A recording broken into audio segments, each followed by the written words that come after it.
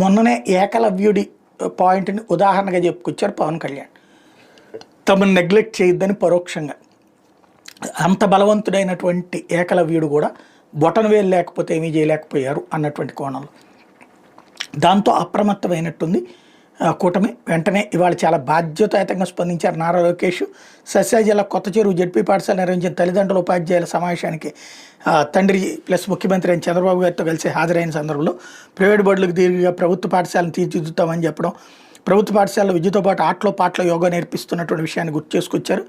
అదే సందర్భంలో ప్రతి విజయం వెనకాల గురువు ఉంటారు. తరగతి గదిలో జీవిత పాఠాలు చెప్పేది మన గురువు, మన ఎదుగుదలను కోరేది మన గురువులే.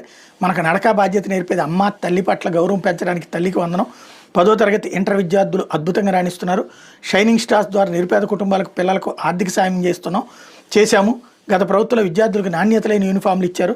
పాఠశాలలో రాజకీయాలకు తావులేదు. ఒకే రోజు రాష్ట్ర వ్యాప్తంగా పేరెంట్స్ టీచర్స్ మీటింగ్